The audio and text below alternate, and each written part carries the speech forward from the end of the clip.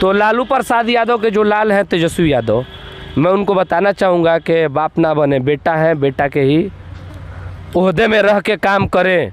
बाप कभी बाप होता है। 93 में डीएम की हत्या पीट पीट कर, एक दलित परिवार से आता डीएम, अपना परिवार त्याग के एक आईएएस बनने में कितना मेहनत लगता है, और उसको मार दिया जाता है, पीट पीट कर हत्या कर दिया जाता है। वैसे लोग को, वैसे दरिंदों को फांसी दे देना चाहिए था। और वो इंसान आज अपने बेटे के शादी में निकल के घूम रहा है। कुछ दिन पहले बेटी के शादी में आया है। नीतीश कुमार से पूछना चाहते हैं, हाँ। डर सता रहा है नीतीश कुमार को, कितने % फॉरवर्ड क्लास के आपके लोग माइनॉरिटी को छोड़ के आपको राजद को वोट करते हैं? कितने करते हैं बताएं ना हमें। हमेशा तो आप मुसलमान माइनॉरिटी के वोट पे आप राज किए हैं और दलित के वोट पे राज किए हैं, और उसके खिलाफ वाले लोग को आप रिहा करवा रहे हैं।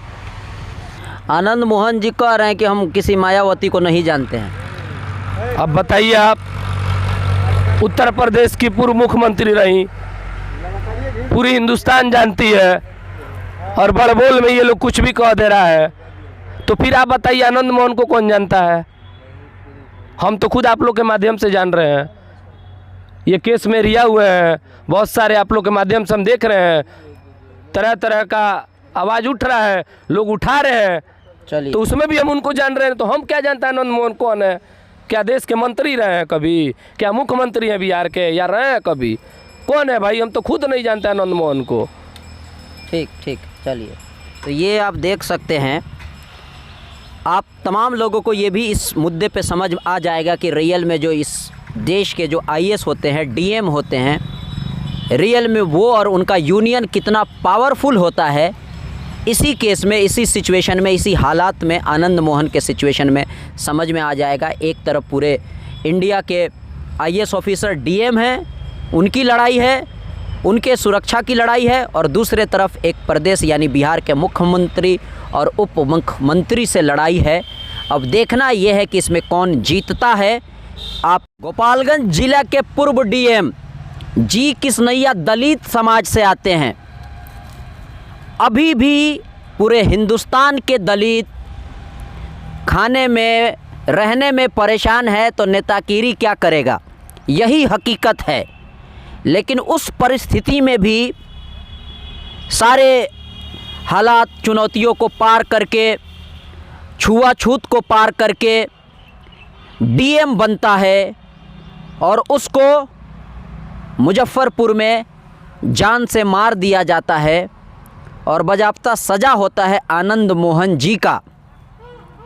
आप सबको पता है, पूरे हिंदुस्तान में ये न्यूज़ छाया हुआ है कुछ दिनों से कि अब वो जेल से बाहर आ जाएंगे, और उनमें जो सपोर्ट कर रहा है, वो जो अब का जो सरकार है यानी नीतीश कुमार जी और तेजस्वी यादव जी सपोर्ट कर रहे हैं। जबकि इनको पता नहीं है कि विचारधारा की लड़ाई होती है। मायावती अपने विचारधारा से हटी तो आज उनका क्या हालात है यूपी में आप सबको पता है। अगर तेजस्वी यादव जी और नीतीश जी को अगर ये लगता है जी लोग हमको वोट दे देंगे अगर इस तरह का हम लोग करेंगे, तो ये आपकी बेवकूफ़ी है। आपका जो विचारधारा है, जिस कॉन्सेप्ट को लेके लालू यादव जी चले थे, MY समीकरण यानी मुस्लिम और यादव और दलितों को लेकर चले थे, रियल में अगर आप अभी भी इनको लेकर चलेंगे तो ही आप पॉलिटिक्स में सक्सेस होंगे, जिस तरीके से अब तक आप कामयाब हुए हैं। वरना लोग ये भी कह रहे हैं कि आने वाले टाइम में आप लोगों का जमानत भी जब्त हो सकता है।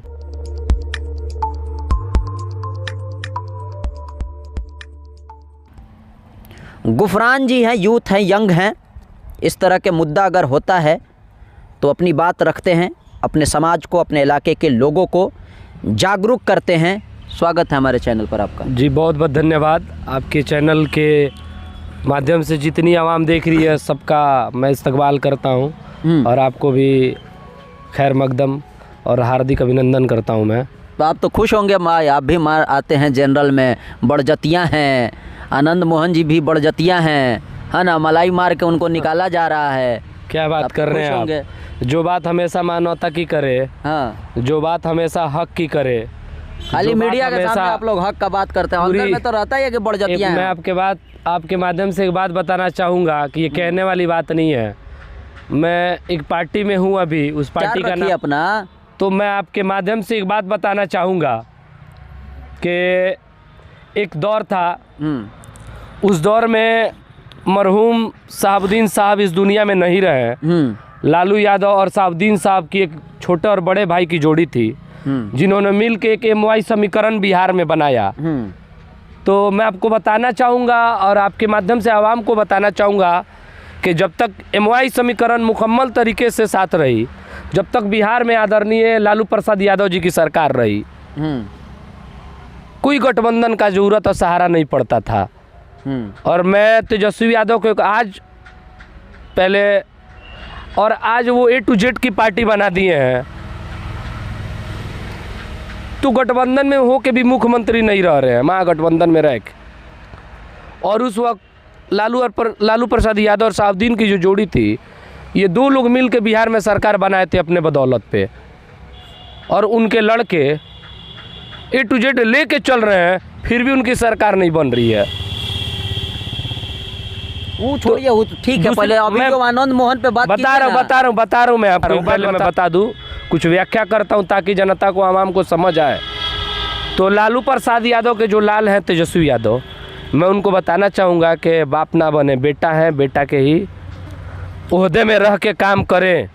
बाप कभी बाप होता है।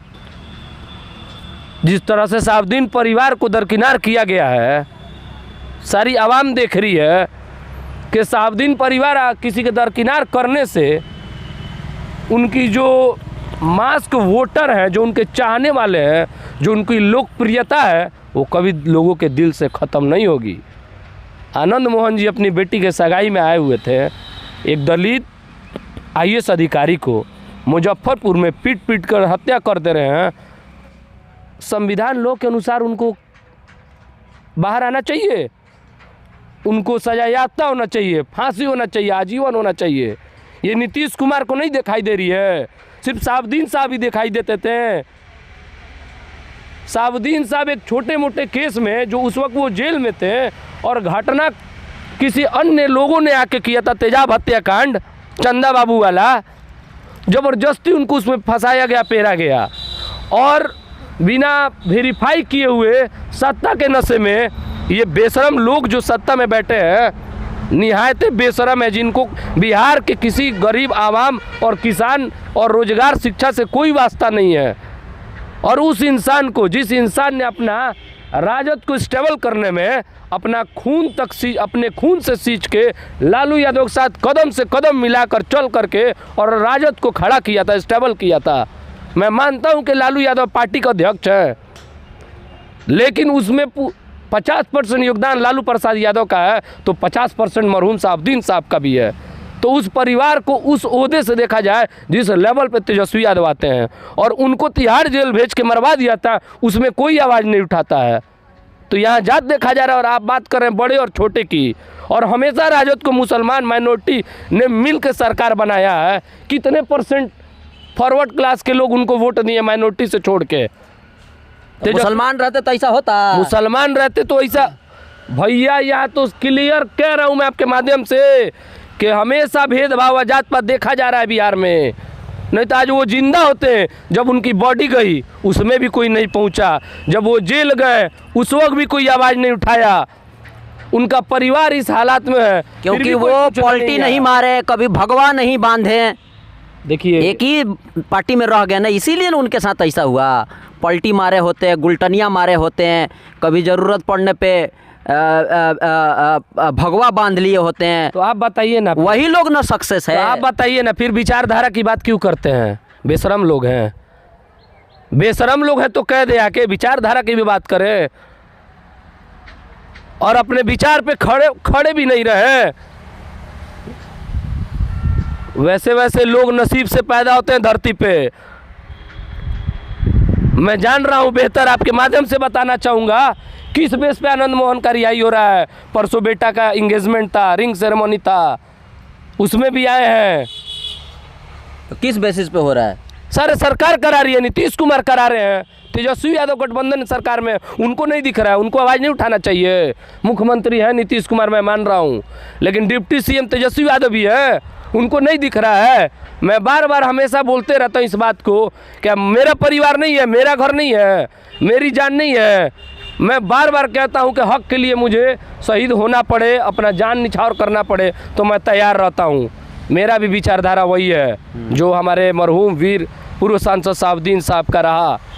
मैं भी उसी विचारधारा को फॉलो करता हूँ, उसी पे चलता हूँ। परवाह मुझे किसी का नहीं है। मुझे बेहतर पता है कि मौत अल्लाह देता है। लोगों का परवाह नहीं करता हूँ मैं कभी। हमेशा आवाज़ हक के लिए उठाता हूँ और उठाता रहूँगा। और मैं ये भी कह रहा हूँ कि शहाबुद्दीन साहब के ही लिए नहीं, शहाबुद्दीन साहब के विचारधारा पे जो लोग चलेगा, किसी जाति से, चाहे पिछड़े तबके का हो, चाहे ऊपरी जाति का हो, मैं उसके साथ रहूँगा यदि वो हक के साथ है, न्याय के साथ है। तो ऐसा लोग के मानसिकता में कभी नहीं भरे कि गुफरान अहमद सिद्दीकी शहाबुद्दीन साहब का ही, और अतीक अहमद पे भी कुछ दिन पहले मैंने बयान दिया था, तो ये लोग ना कह अतीक अहमद और मुख्तार अंसारी पे क्यों बोलता है। मैं आपके माध्यम से कह रहा हूँ कि मैं हमेशा शहाबुद्दीन साहब के विचारधारा के चलने वाले हर एक जाति के, हर एक तबके के लोग का मैं सपोर्ट करूंगा, समर्थन दूंगा, क्योंकि वो एक विचारधारा है। तो शहाबुद्दीन साहब जिंदा तो जैसे रहेंगे। बोल रहे हैं कि दलित IAS DM कोई मरा है, उसको मार दिया गया, उसके लिए आप बोल रहे हैं। मैं बता रहा हूँ इसलिए आपके माध्यम से बता रहा हूँ, उस बात को व्याख्या कर रहा हूँ कि वो विचारधारा की लड़ाई लड़े, लालू यादव का हमेशा भाई माने, और जिस हेलीकॉप्टर पे तेजस्वी यादव घूम रहे हैं उस इंसान को मार दिया जाता है। और मैं उसका घोर निंदा करता हूँ कि आज इस दशक में मुजफ्फरपुर में कुछ साल पहले जब DM 93 में DM की हत्या पीट कर एक दलित परिवार से आता DM, अपना परिवार त्याग के एक IAS बनने में कितना मेहनत लगता है, और उसको मार दिया जाता है, पीट कर हत्या कर दिया जाता है। वैसे लोग को, वैसे दरिंदों को फांसी दे देना चाहिए था। और वो इंसान आज अपने बेटे के शादी में निकल के घूम रहा है। कुछ दिन पहले बेटी के शादी में आया है। नीतीश कुमार से पूछना चाहते हैं, हाँ। डर सता रहा है नीतीश कुमार को, कितने % फॉरवर्ड क्लास के आपके लोग माइनॉरिटी को छोड़ के आपको राजद को वोट करते हैं, कितने करते हैं बताएं ना हमें। हमेशा तो आप मुसलमान माइनॉरिटी के वोट पे आप राज किए हैं और दलित के वोट पे राज किए हैं, और उसके खिलाफ वाले लोग को आप रिहा करवा रहे हैं। आवाज नहीं देख रही है बिहार की। नीतीश कुमार थोड़ा कम किए हैं माइनॉरिटी के वोट पे राज। लालू यादव जी या तेजस्वी यादव जी सरकार में है ना, तेजस्वी यादव है ना जी, गठबंधन में। कौन देखेगा उसको, नहीं दिख रहा उनको। आवाज उठाए हैं जिस नेता के बदौलत, जिस मरहूम हमारे शहाबुद्दीन साहब के बदौलत उनकी माता श्री भी मुख्यमंत्री रही, और आज वो में भी संभाल रहे हैं ना। आज वो कुर्सी पे बैठे हैं। मुख्यमंत्री यही थे, उप मुख्यमंत्री तेजस्वी यादव एकदम रहे हैं हमेशा। शहाबुद्दीन साहब आते हैं, चले जाते हैं।